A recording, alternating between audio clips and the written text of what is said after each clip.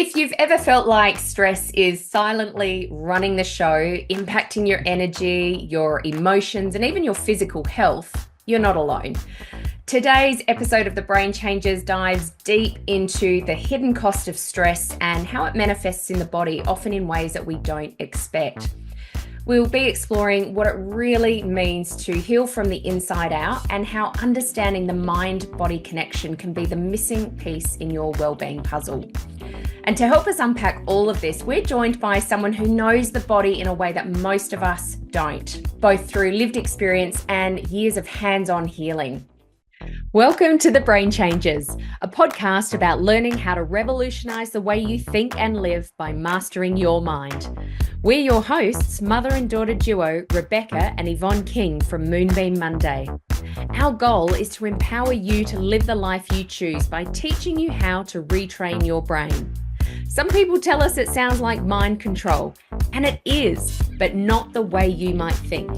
This is about you taking control of your own mind, rather than letting your mind control you, so you can choose to live a life free from the expectations of others. No matter what you've experienced in the past, you can create positive change and transformation by learning how to master your mind. We know this because we've done it. Between us, we've survived cancer and stroke and eliminated debilitating anxiety and depression. We've turned our pain into purpose through the power of our mind, and we're now here to support and guide you to do the same.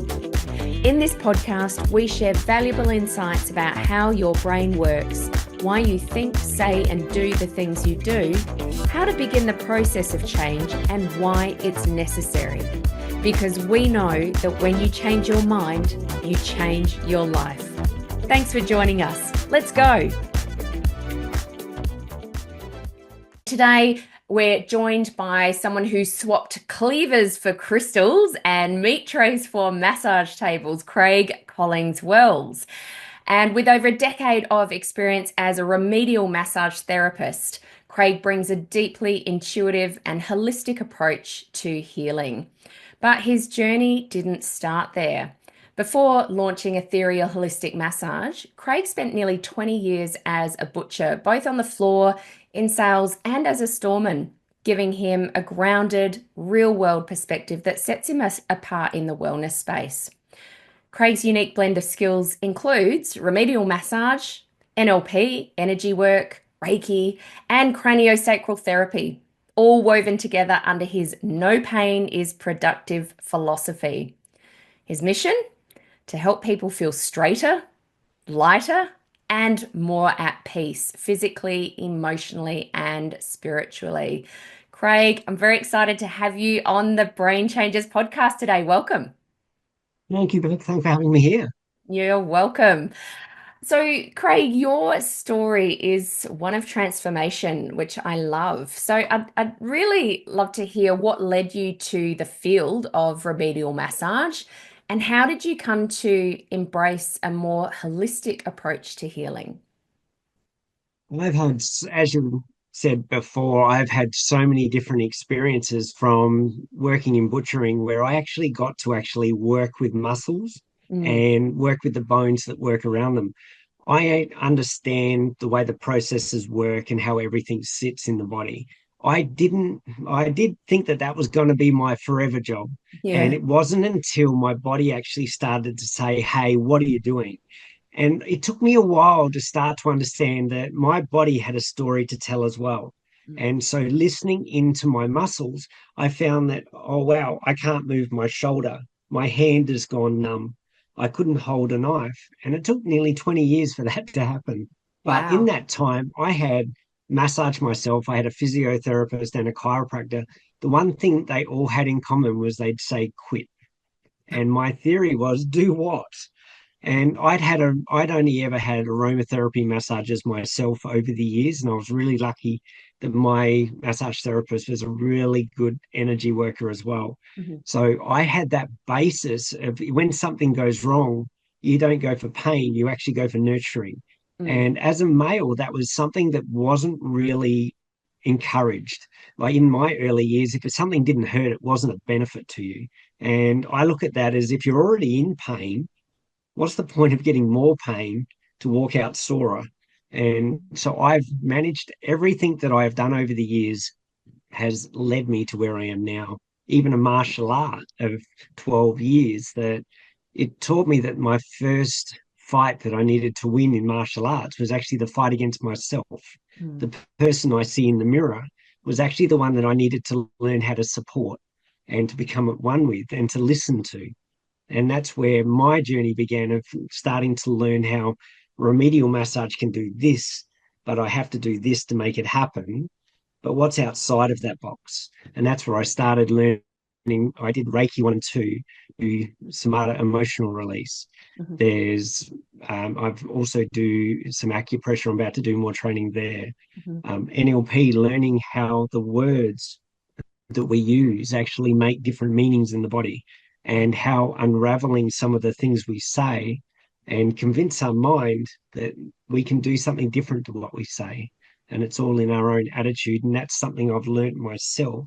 And because I've got that own personal experience, each step has helped me be able to help others. Yes. Oh, fantastic. So much in there. So many questions to ask you, Craig. And I think that with so many of us in this space, of course, we've got here because we've been on our own transformational journey, which I think is what attracts a lot of people to work with us, is that it's that been there, done that, been through it. Let me help you understand. It's quicker, it's easier when you're working with someone who has that compassion and that empathy for what you're feeling. So I love that. Even like the pain that you went through in the beginning, where you got to is like, I actually have to quit my job because my body can't handle this anymore. And what did you actually do with that? So thank you for sharing that. Um, we're talking a bit about, well, stress in the body today. And as you've just told us, stress isn't just a mental thing. Like, we hold stress in the body, even in the words that we use. Like you said, we're always talking about the power of language with neurolinguistics here. And I love that you not only use remedial massage, you use energy healing, but you've trained as an NLP practitioner as well. So you understand the impact that our words have on our, not just our mind, but our body. So many people think of stress just as mental, but as you've just explained to us, it shows up in the body. So can you explain to our listeners how stress actually gets stored physically and what signs perhaps we should look out for? I tend, even as a basis to everything, is the word, yet again, thinking about the words we use. If before I go to sleep tonight, I thought, oh, I'm not going to have a good sleep and I'm going to wake up so sore tomorrow, your subconscious mind is going to go, oh, Mm, yeah, okay, we're going to have a bad night's sleep and you're going to be sore tomorrow. yeah. And so we're even using the words that we want to project. And if you're wanting something to happen, even I said to you about thinking about stress, and in the last few days, it's like everything around me, as I'm focusing on stress, it caused a little bit of chaos. Mm, And I understood that this, not just the fact that I know I'm thinking about stress, I'm bringing it into my world. And so I had to actually reason with my own mind that, okay, this is for a purpose. It's not part of my life. And yeah. it's even with our muscles, when we start to actually pick up that we're dealing with stress, especially if you're sitting in front of a keyboard all day, you tend to find one of the signs is you'll find people's shoulders lift up. Mm, And yes. this here, just behind our neck, is almost like a receptor. It's like a beacon for stress, and it actually picks up and the muscles pull inwards. So to pull inwards, we must actually lift up. And I always say to people, it's like focus on lifting your head up and pushing your hands down. And it actually physically stretches everything in opposite directions. Also, just being able to think about the way that is tightening up at the top of your body, it also pulls your hips as well. So you've got a muscle that's pulling upwards, so it's got to come from somewhere. So Mm, then you actually find then your hips are going to twist. And mhm, so even emotionally, thinking about what our stomach and all of our abdomen does, and not only for males, but especially for females with all the reproductive system through in the mhm. center. So now you've actually got that at the front of the body. So it's now going to work at the back of the body where the muscles are pulling.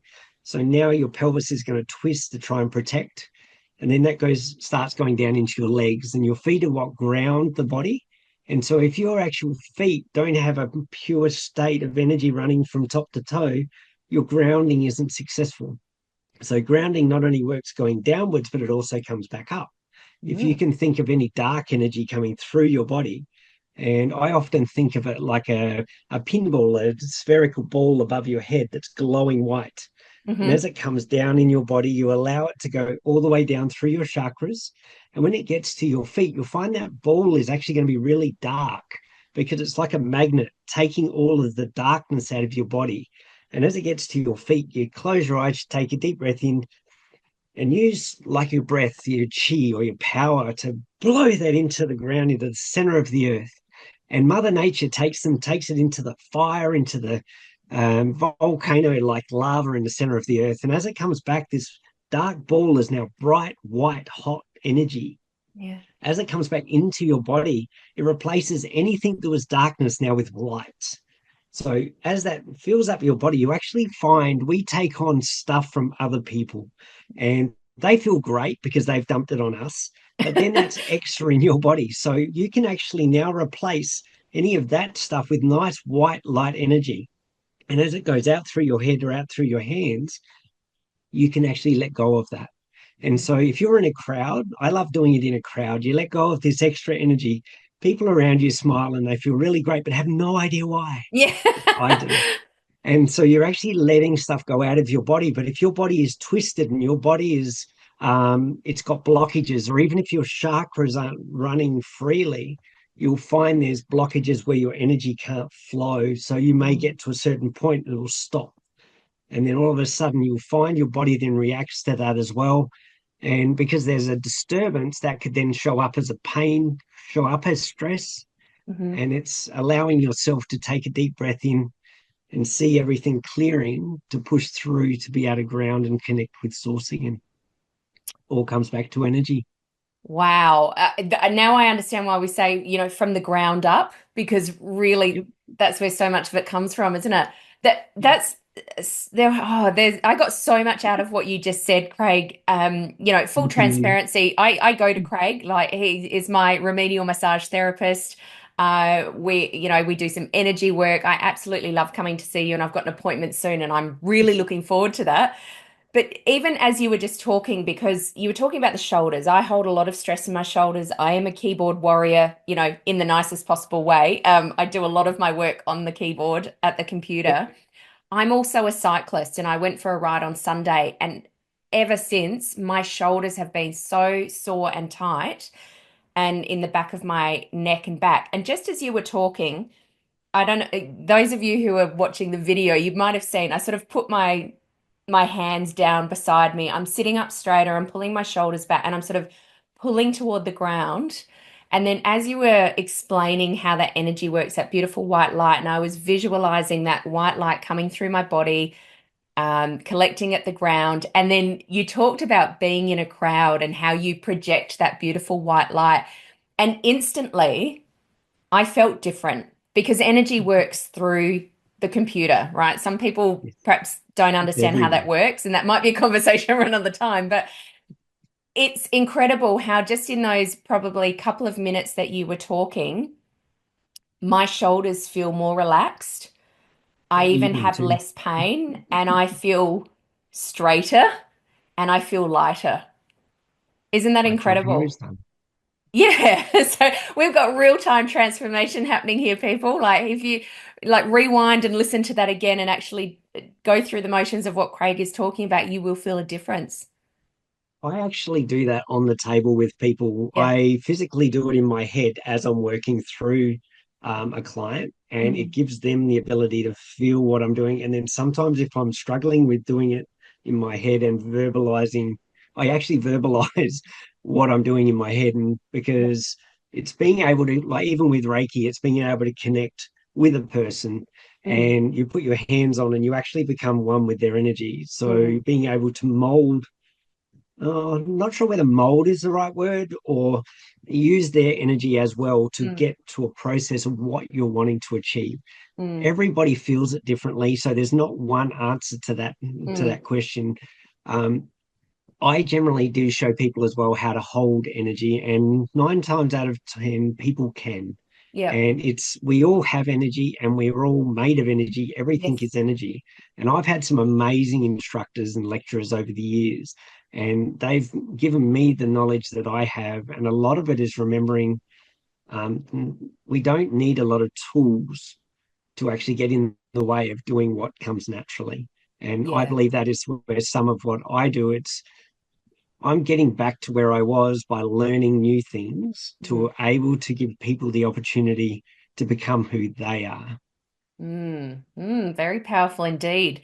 I think, one thing that I mean, I've probably been told it before, but one thing that's really resonated with the work that we've done together, I'll come in and say, oh gosh, my shoulders, Craig, really sore here.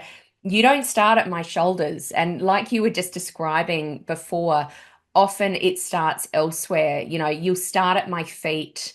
You'll work your way up and you explain how, it's that old song, the ankle bone's connected to the whatever it is. I don't Yeah. even know. But everybody knows we're all connected, right? And so I may have an issue in my feet or my calves or my knee or something like that, which is creating this pulling tension or this pain in another part of my body. And I think that's often what is different in what you offer is if I come to you with a pain in my back, you're not necessarily working on my back because we store Just that these, area. yeah, these issues, these, tension, pulling, emotions, even in different parts of our body. I And was that's, thinking that I can actually, yeah. I've had a client come in, and I don't think he appreciated being called on what his theory was. He was so stuck on one theory, and I know every client is not my client, and that is Hmm. okay because I can't help everyone. Hmm. But this gentleman came in, and it was neck and shoulders, and it was Hmm. years of being out in the workforce, being a salesperson. Then it was emotional with family and work, and then retirement, and knowing where he sat in the world. Hmm. And a lot of it was sitting here. And he did come in and say, "My neck and shoulders have always been tight." And I Hmm. actually said to him, "Always?" Hmm. And just the thought of he had really fixed in his mind that this is my problem for life. Yeah. And so I started working at his feet, and he goes, and I did his feet, his knees, and his hips. And he goes, "Why are you starting at bottom half of my body? My neck's sore." And Mm. I went through and I said to him, "If you tread on a piece of Lego with your right foot, it hurts." And he goes, "Yes." And I said, "So now you're not putting pressure on your right foot. You'll lift it up. So that means more pressure is on the other foot. So your hips are going to lift on the one that is sore, Hmm. which then makes your pelvis twist, which then makes each one of your vertebrae need to actually shift to keep your head straight." And something I do with my clients, especially when they're first in, I hold their neck, and if they're not allowing me to drop their head back, I get them to visualize a bowling ball, and Yes, I I get them to remember tell that. me the color of it and the size of the ball. And generally, I find the amount of tightness is represented by the number of the ball. And normally it's somewhere between 5 and 12. But I Hmm. had a guy that came in and he actually was repairing dented cars with the hail dents, and his was black. It was Mm. really faded, but it was a size 54 ball, and his neck was so messed up and solid. Yeah. And I got him to actually loosen up, and he walked out of there without the emotional Yeah. side of hanging on to it. And sometimes people come in and they say, "Oh, this is just the way I am." And I said, "No, we don't talk like that in here. Yeah. Stop it." And it's like, "Oh, I smell coffee. Someone's brewing coffee out the back." And sometimes it's breaking someone's thought pattern to Yeah. understand that this isn't your life. This is a choice you're actually making. And sometimes there's external factors that get involved, but we still make a choice. I know in my butchering career, there was butchers that, well, some of the people weren't very nice, and they could actually get really nasty. Mm. But I chose to stay there. I could have left. Yeah. And it worked for me at the time. And although it made me feel very insecure, it made me feel like my worth wasn't there, I Mm. still chose to stay. Mm. And so sometimes we need to actually change our state and change even where we are. Hmm. And if that sometimes means getting up and shifting and even changing people around us and being positive people, because if you, as we know through NLP, if we have positive people around us, we will actually elevate to that group. Whereas if you're in a negative group, you'll find you'll sink to them. And so it's always about the people around you and the people that you aspire to be, and thinking of, I want to do this. So if it's good or bad, you will achieve it. That's It may right. take a little bit longer sometimes, but it's always focusing on that good. Otherwise, you will be, and that's, I try to encourage people to think on the positive line. Yeah, and I think that's I guess what sets you apart in what you do, Craig, because you're not just a remedial massage therapist. You know, you're trained as an NLP practitioner, master practitioner, hypnotherapy, your energy healing as well. And so you using several modalities across here, so you're able to see, I guess, the bigger global picture. You know, the Robert Dilts 6 neurological levels, like you said, sometimes it is about changing your environment. Sometimes it's about changing your behavior, your skills, and then getting to those levels that most people don't know, either don't know about, don't understand how they impact the values, the beliefs, identity, purpose. And I can hear a lot of that in what you're talking about. And I think that's what makes your treatment different, perhaps more impactful. So, like with this, again, we're often talking about stress with this the mind body connection because, of course, they are inextricably linked. But Absolutely. chronic stress that we hold, whether it be in our shoulders, whether it's the emotions we hold in our body, can often lead to physical ailments. So, like you were explaining, one client, it was in his shoulders. Sometimes we're talking about autoimmune disease, even, or illnesses Yes. like that. So, what are some of the most common physical issues that you see in your clients that you can pinpoint are directly linked to stress? Oh, this is opening up just like Pandora's box. Give me top Um, three. okay. Otherwise, we'll be I'm here going all to say day. the chest. I'm going to say the chest is a huge one, Hmm. because as soon as well, lungs, breath, throat, breathing is one of the most important thing that affects the whole body. When Yeah. you become very shallow breath, you actually find it tightens your rib cage up. And Mm. even your ribs, they go from, they've got muscles in between the ribs. And as they tighten, your rib cage actually shrinks. So Mm. instead of your rib cage being this long, it actually shrinks. And so as it shrinks, it doesn't open up. Because Mhm. it's rigid, your lungs actually hit that rigid rib and stops and then goes down again. So instead of taking that big breath, it only gets a part of that big breath. Mm. So by opening up a rib cage, you can actually stretch apart and get the rib cage to loosen, which allows you to take that first big breath that you may not have taken in weeks. Wow. And I actually do one side of the rib. And then I actually say to people, now take a deep breath in, and you can physically feel one side of the rib, one lung has more air than the other. Wow. And so without that, you're actually taking in. So I often say about breathing in through your nose and breathing out through your mouth, and that same count. So what I find is when I did my martial art, that this was something that was taught to us, and it was about controlling our chi. Mhm. So by actually being able to control our breath, it controls the focus of what we are doing. So by enlarging our chest, we actually are taking in more oxygen and carbon dioxide. But you'll find when you breathe out, you're actually breathing more air out through your mouth than you're breathing in through your nose. So by rule of thumb, you're breathing out more carbon dioxide than you're breathing in. So it gives you Mm. almost like a euphoric effect. And Mm. starting at about a 5 count and working your way up. I remember when I was training, I think I got up to something like 36. So it was very slow intake of breath. I don't think I could do 12 now, but it's being able to practice Yes. allowing everything to slow down. And when you're in a state of stress and heightened stress, you're actually in fight and flight response. Mm. So your body is waiting for something to happen. And when you lock up, something will happen. Yeah. And Yeah. take away that fear, and everything's calm. And then everything seems different.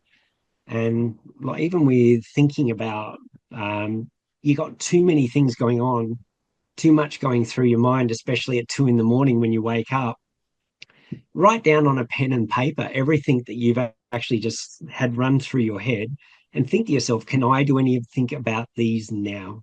Mm-hmm. And if the answer is no, allow yourself to think, well, I've got them written down. Mm-hmm. Come back to me when I can do something about it. But Mm. now I need to sleep. And tell your mind what you, even if you do it internally, you don't have to say it aloud because your subconscious hears things that we say in our head. So even when we're joking, it still takes it seriously.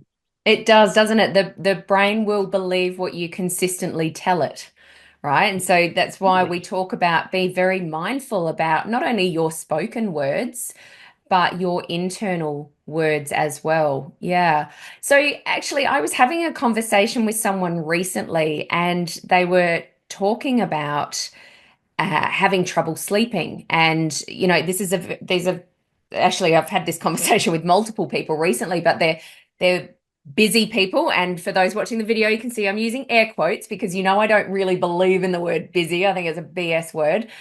But they have very busy jobs, lives. They've got, I guess would class themselves as overthinkers.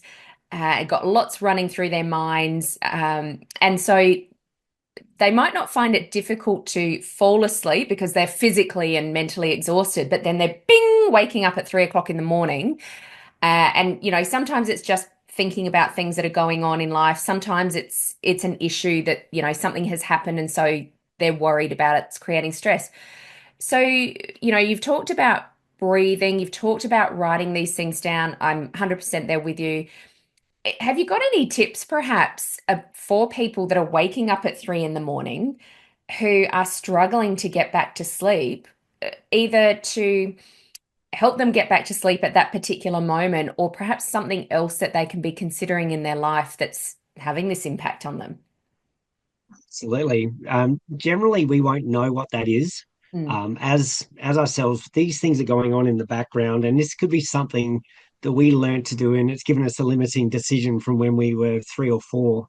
And as you know, it's we do all of our setting in of our programs and all of our settings between 0 and 7. And then we Yeah. spend the rest of our life trying to commit them to memory and live them the best we can.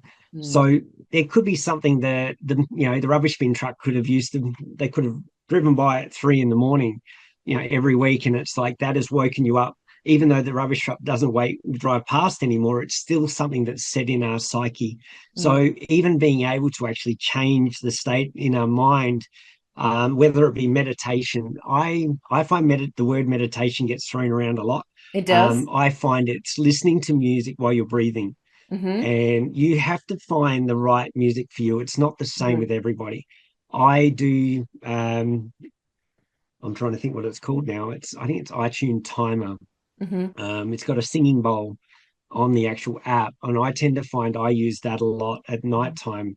And I even find light keeps me awake. Like even if during the night, if the street light's coming through our window at 2 in the morning, I Mm-hmm. won't be able to get back to sleep until everything's dark.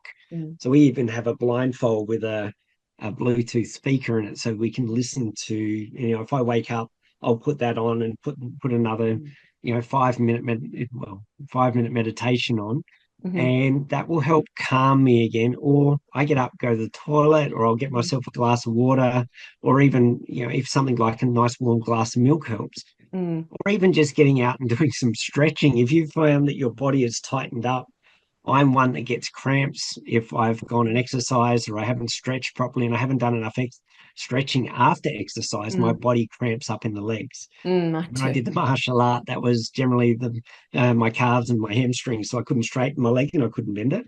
Mm. But usually finding out what it is that triggers you can before you go to sleep Mm-hmm. can help you during the night of focusing on what could happen, but it's focusing on the good. And Yeah. I am going to sleep all night long, and I'm going to wake up in the morning ready for my shower. Yeah. I'm not going to think before I go to bed, oh, I hope I don't cramp, Yeah. because you can guarantee you're going to You'll cramp. be cramping. So it's essentially what you're saying is we need to break the pattern. So, for Yes. somebody who's consistently been waking up at 3 in the morning, and it could be, like you suggested, it could be something that's happened a long time ago. We've created that pattern. It could be something that's going on in your life at this particular moment. But if we're continuously waking up at a particular time in the morning, we then create this pattern.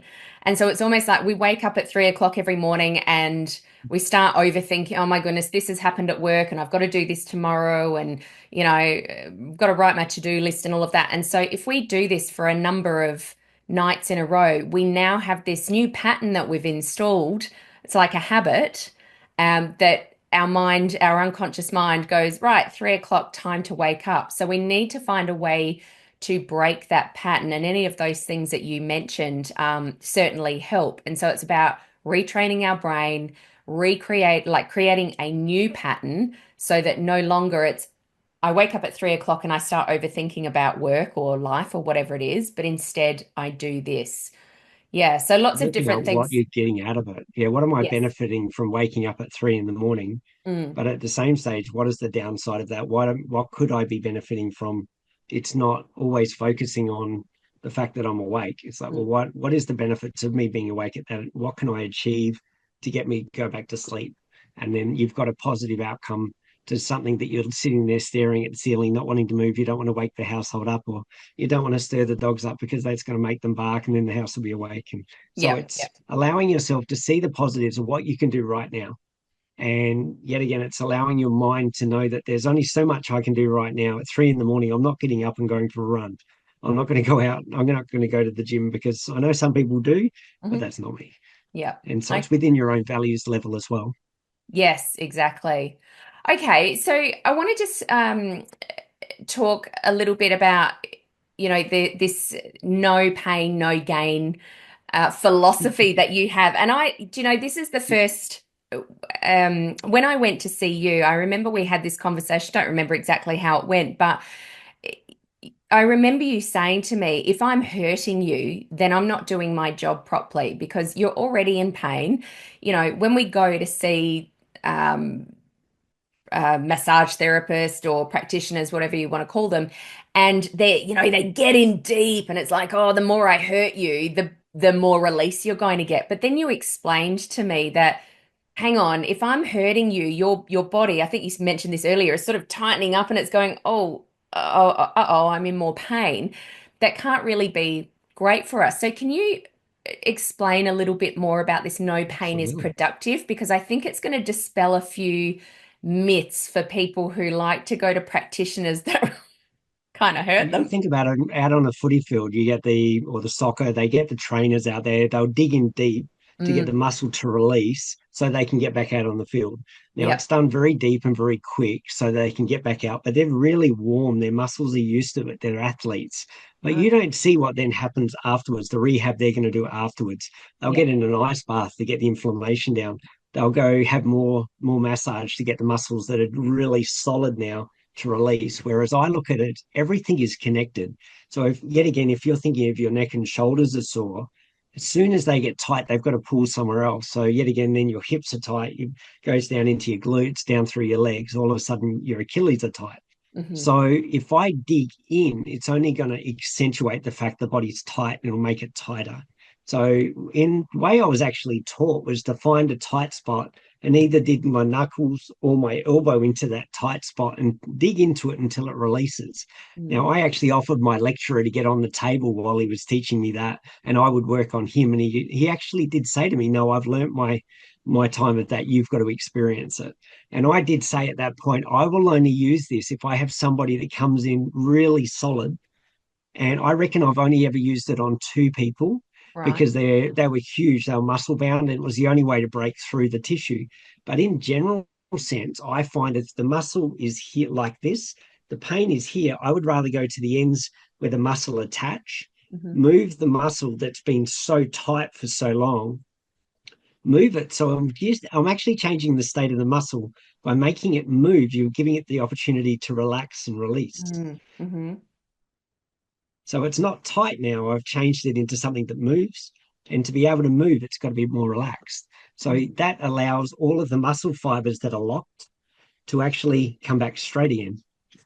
And so that's a lot of the way I sort of think. And even I'll get people to talk, especially when they're face up, because I believe the front of the body is where all our energy goes. So I release the front of the body. So when they turn over, there's actually nothing pulling forward. Whereas the front is so tight that if I do the back first, when people turn over, the front actually pulls the back out again, and I don't find that productive. But Mm. it's we all treat differently, and every practitioner has a different way of doing things. And as I said before, I can't help everybody, but generally people that find me, I can help. And Yeah. it's allowing people to understand they deserve more. They deserve to be better. They don't, what they've got going on isn't what they deserve. Yeah. They deserve to be normal, whatever that normal is. Yeah, again, air quotes using that word, right?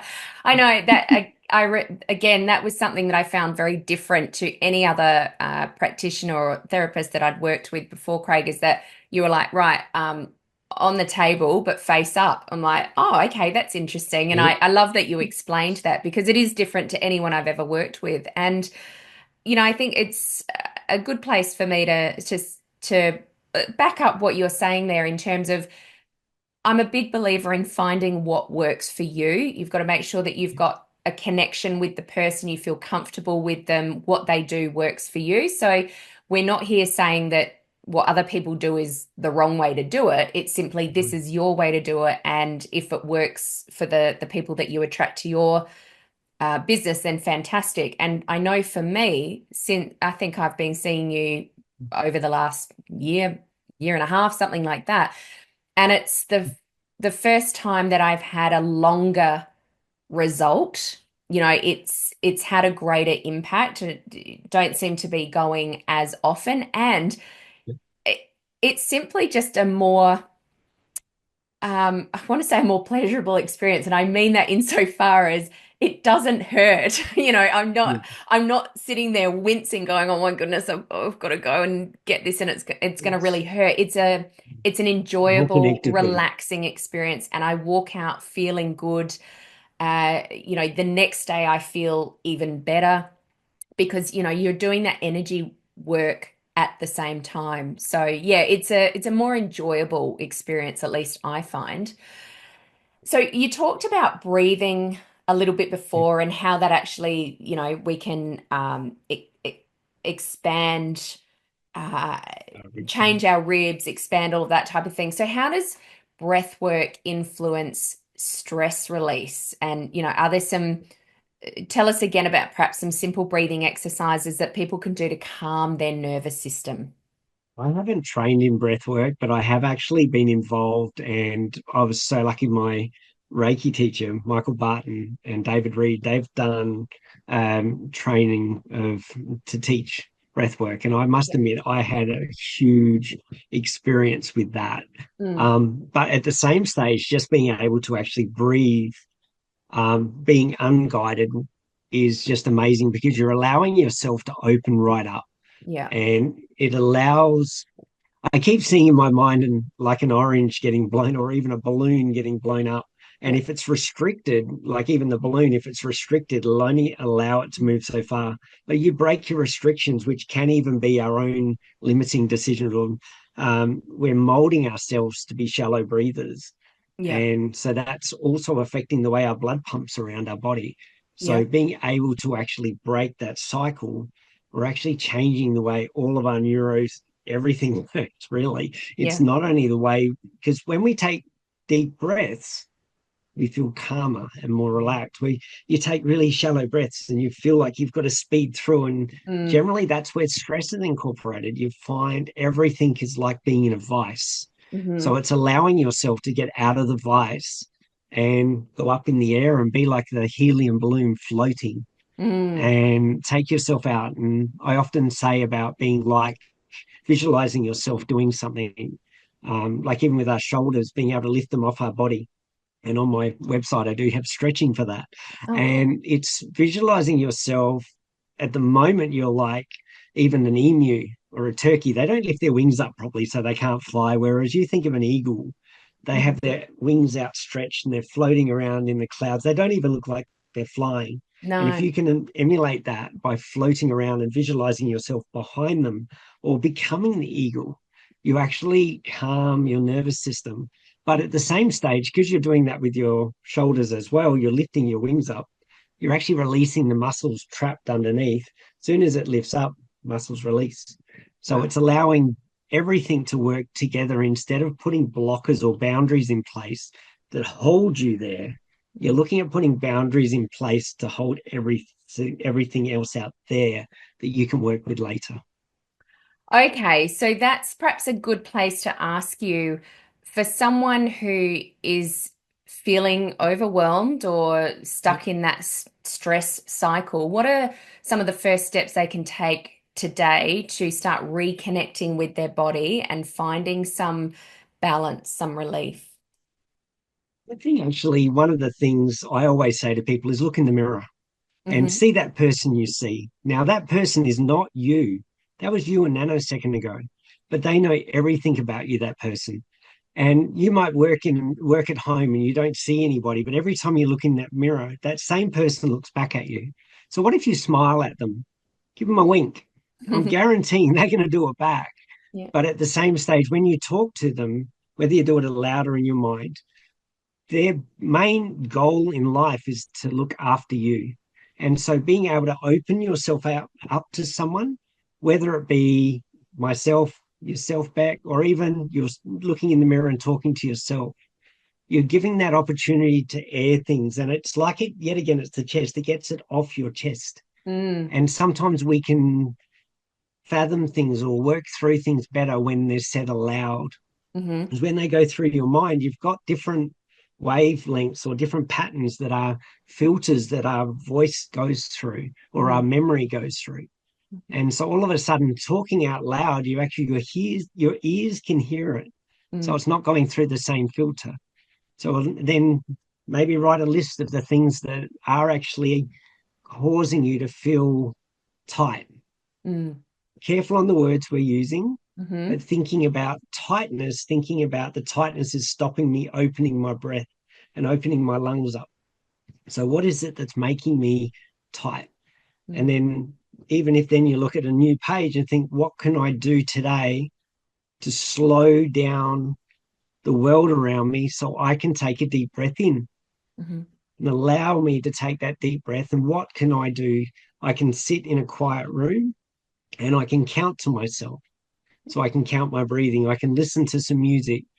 And different people find the American Indian music I listen to, some people find it really irritating. Hmm. And I have some people that bring me in anything from the 10 tenors up to Guns N' Roses. And it's like everything in between, but Hmm. that's relaxing for them. Mm. And it's finding what works for you. The same won't work for everybody. So Mm. it's taking faith in yourself that you know what is good for you Hmm. and use a little bit of that to also choose your practitioner Mm. because you'll get a gut feeling. And that's why the stomach is so important to me Mm. because, like, our gut is everything. And I believe it's more of the first brain. So that's where we actually have so much going on. Put your hands either side, even if you put them in like a triangle on Hmm. top of your stomach, and just allow yourself to sit quietly and just feel what you get coming out from in your hands. And a lot of the Mm. times you'll find warmth and tingling, and Okay. that's working on yourself. Yeah, okay. So yeah, there's a few tips in there for people and we'll summarize those for you in the show notes, but there's a couple of things, but it's really coming back to who you are, looking yourself in the mirror, those spoken words, whether like you say, whether they're in your head or whether they're spoken out loud, they have a massive impact on us. But the message that keeps coming through, and like I said, I've had a lot of these conversations very recently, is about slowing down. I know that that's probably going to make some people feel even more stressed, like I don't have the time to slow down, but I would ask the question, what's it costing you not to do that? And for those who think I don't have time to slow down, you're the ones that need it the most. So really reconnecting with that body. And we're going to be talking about our gut brain. That might be new information to some people, the fact that we have three brains, our gut, our heart, and our head brain, of course. We're going to be talking about that in a future podcast. So that really excites me that you just started mentioning that. Okay, we're going to start wrapping up here, Craig. I want to know, what is your top tip for someone who knows or now realizes that their body is telling them something? I think it's really easy for us to think, oh, I've just got a sore back, or, like your client said to you, this is just me. just the way it is. Or I've always had a sore knee, or my hips are always sore, whatever it is. So what's your top tip for someone who knows or now realizes that their body is telling them something, perhaps they're in a chronic state of stress? Oh, that is a hard one because it's so different for everyone. Mm-hmm. I've got so many things running through my head. But it's being able to actually look at them and keep asking the question. So yet again, even if you're looking in a mirror, and I was like, what does that mean to you? Mm-hmm. How does that affect you? What Mm-hmm. are you getting out of this? And being able to keep going around to actually see, and sometimes that can be really confronting, Mm-hmm. but it gives people the opportunity to work out why they're doing something in a way that maybe they won't come across normally. Mm.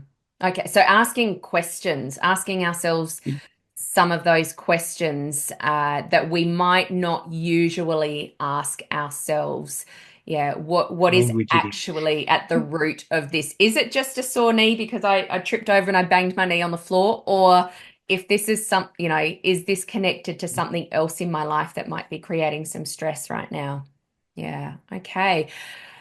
Craig, it's been incredible speaking to you. I know that you and I could probably talk for days on this topic and go off on a lot of different tangents, but we're going to pop your details in the show notes. Craig Collings-Wells at Ethereal Holistic Massage here in Adelaide, for those listening in Adelaide. Thank you so much for sharing your wisdom today with us on the mind-body connection and some of those tips about what we can do to start releasing some of that stress. Thank you everyone for listening to the Brain Changes podcast. And remember, when you change your mind, you change your life. Bye for now. Thanks for listening to this episode of The Brain Changes. We hope you've enjoyed the conversation today. Please like and subscribe to stay up to date with all the latest episodes. Our mission is to reach as many people as possible to help them revolutionize the way they think so they can change their brain and create profound transformation. Please help us broaden our reach by sharing this episode with someone you know will benefit. And remember to tag us on socials at Moonbeam Monday and leave a review. And remember, when you change your mind, you change your life. We'll catch you next time for another episode of The Brain Changes.